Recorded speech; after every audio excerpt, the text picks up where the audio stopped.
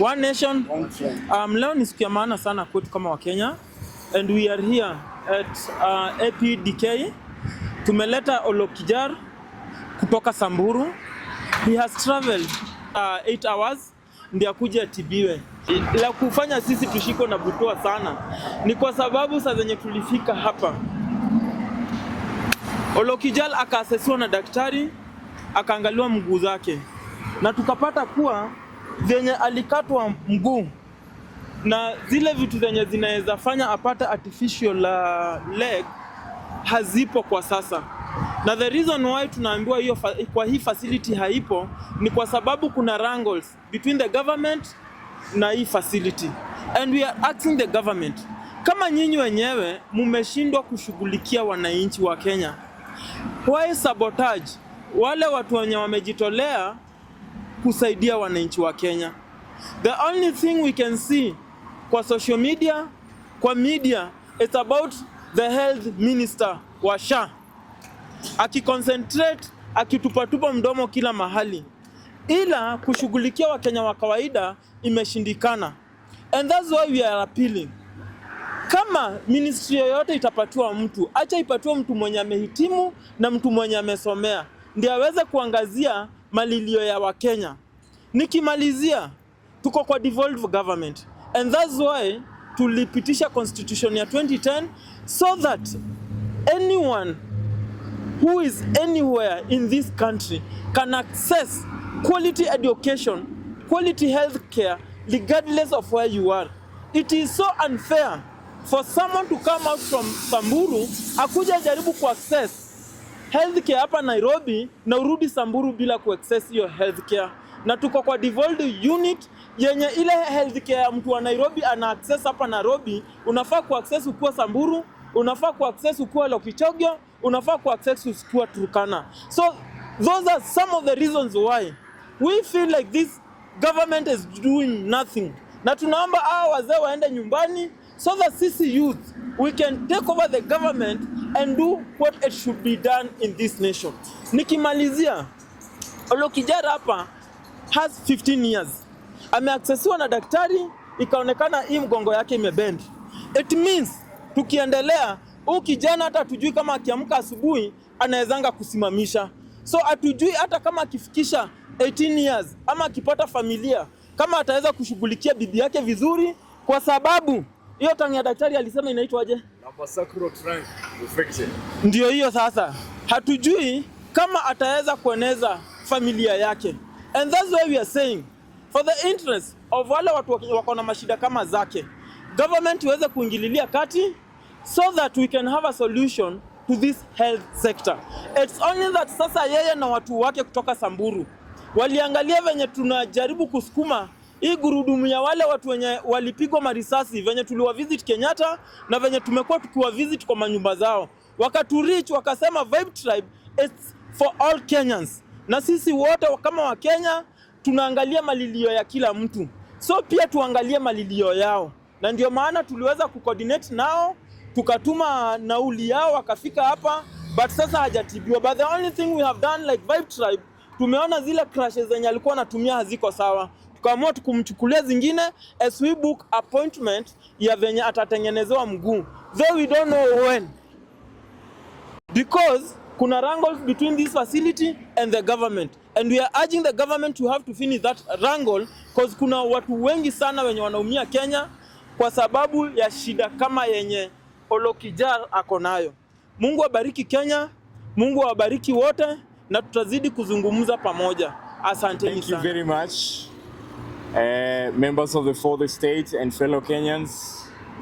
Vibe Tribe, One nation. This is Vibe Tribe Kenya, and as we have already said, that as Vibe Tribe, we are one tribe under this nation, inclusive of the 43 tribes of Kenya.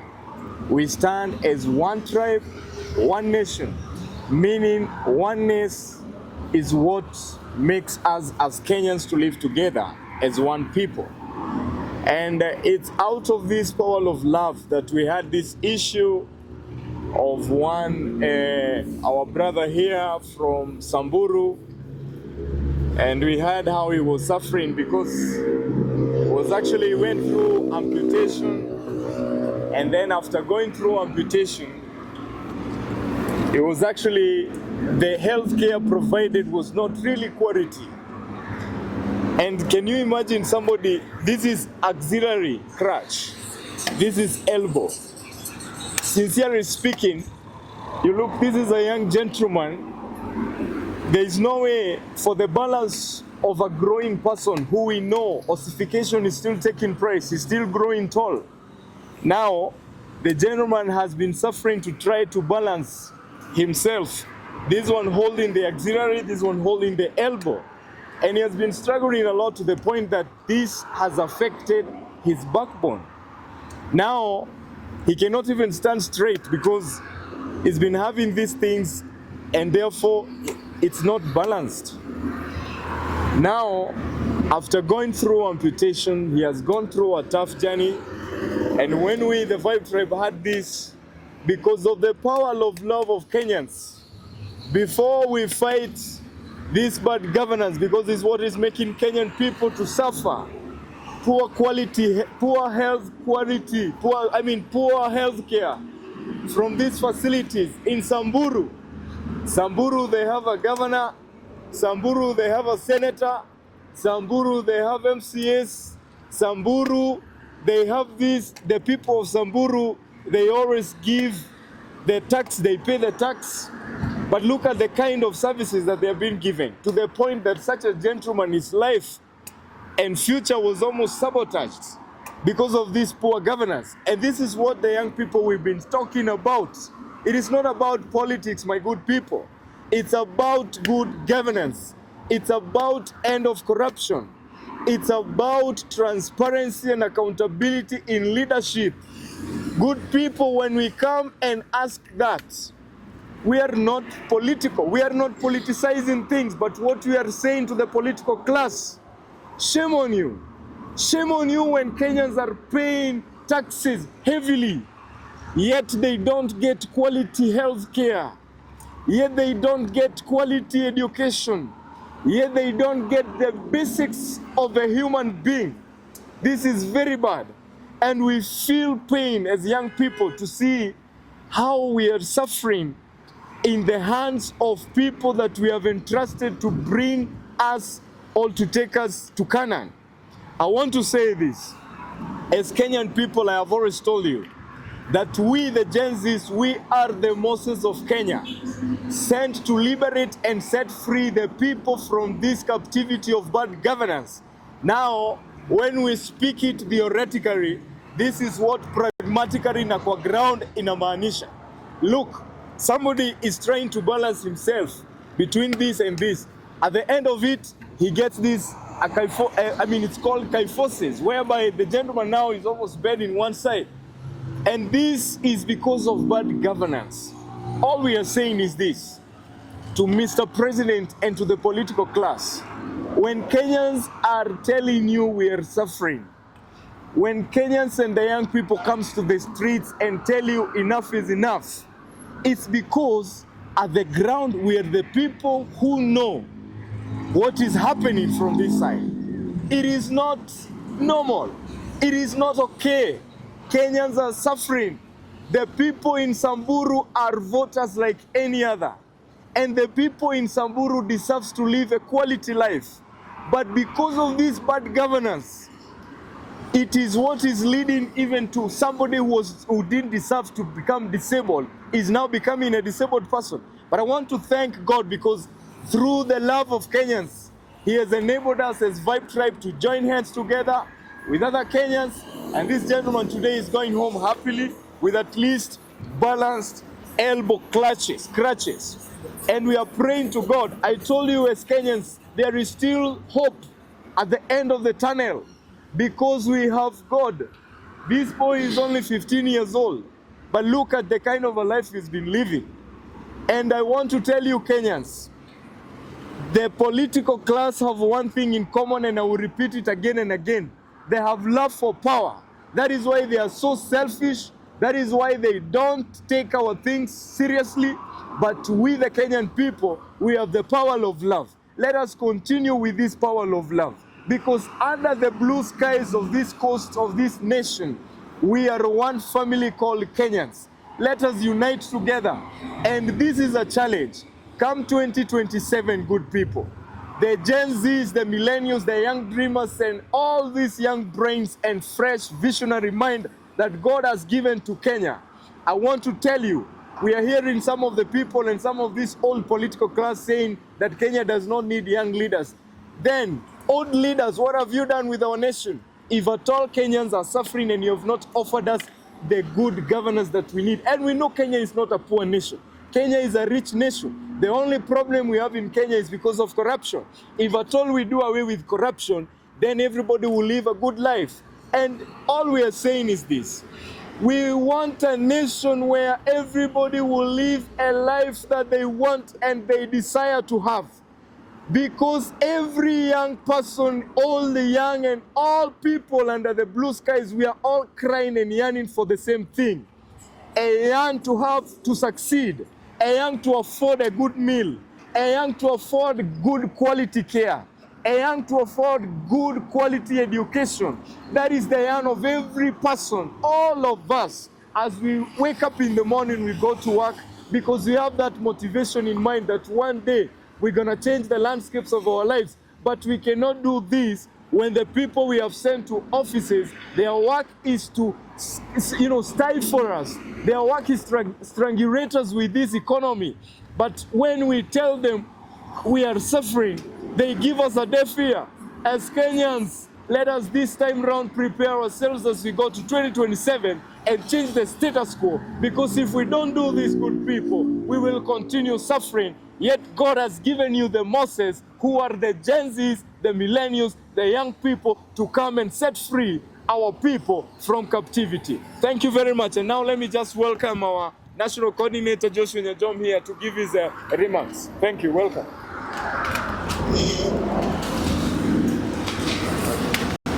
Vibe Tribe, One nation. Vibe Tribe, One nation. Wajua, asubuhi tulikuwa tumeambia Wakenya kuwa huyu mwenzetu alisafiri kutoka Samburu ili aje aekewe artificial feet. But vile mnavyomuona bado yarudi nyumbani bila kupata matibabu. Chanzo kuu ni kuwa rais tuliyemchagua aliamua kuchukua mtu wa panel beating, mtu wa welding, akamweka kama CS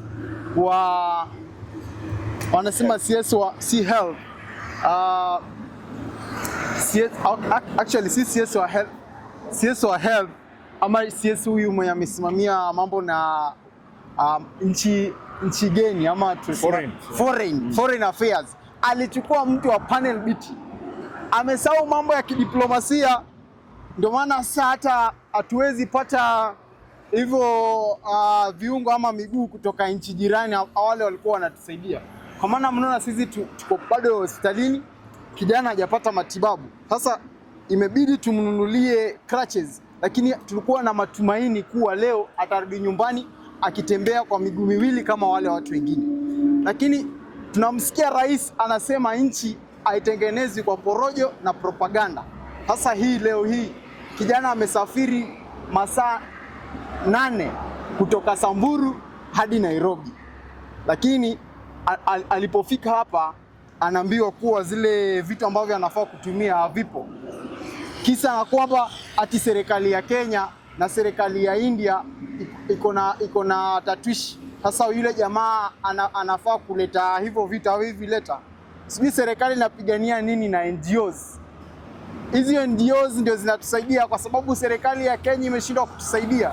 Na nauliza kule Samburu wana gavana wanapata hii pesa ya devolution because tulijua health imekuwa devolved na kila county inapata equal allocation. Nairobi County na Samburu County ina tofauti tu ni population, lakini unapata wale jamaa wamepata hizo pesa, sijui wamefanya nini. Tutasikia mara wanajenga gorofa kule Panama.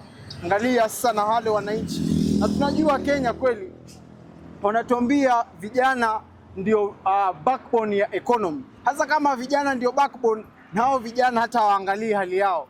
Kijana hata ametembea na hizi vitu masikia mpaka ampata shida kwa migongo. Hasa sisi tujiuliza kama huyu ni mmoja, lakini huyu ni mmoja report, ni mtu mmoja tumepata ripoti. So tunajiuliza ni watu wangapi wako kule Samburu wanapitia shida kama ya huyu kijana. Tunauliza Rais William Samoei Ruto, badala ya kutembea na kuita watu State House kugawagawa pesa ya wananchi, juzi tumeona umegawa 100 million. Hiyo 100 million ungeweka kwa health, ingekuwa imesaidia watu wengi sana, kwa sababu tutapata familia nyingi huwa wana end up kwa maskini kwa sababu serikali imekataa kuwajibika kwa mambo ya health. Wanatumia pesa nyingi sana kupata nini? Kupata matibabu. Kama leo huyu alikuwa amekuja kupata matibabu, aje apate hayo matibabu, fare kumtoa huku tena kumrudisha kule, kwa sababu inasemekana lazima tena apate nini? Apate booking ama appointment ili aje atibiwe. Na tunauliza serikali, hii pesa yote mnapeleka kwa county, mambo ya isimamie mambo ya health, angalau muone vile hizo pesa na wale gavana hizo pesa mnawapatia waona wanatumia kufanya nini. Ndio issue nilikuwa nataka kumwambia rais atafute wale watu wamesoma, mambo na diplomasia, ndio waweke kwa foreign affairs. Acha kutuwekea vinyangarika wale watu hata wajielewi. Kazi ni kutembea na kuvaa masuti ya bei ghali ilali wananchi wanateseka. Otherwise sisi kama Vibe Tribe tumesema kumsaidia huyu kijana si msaada tu peke yake kwa kijana, lakini ni msaada kwa nchi ambayo imeteseka sana, kwa viongozi ambao hata wataki kusaidia wananchi wao. Thank you Vibe Tribe. One nation. Welcome President.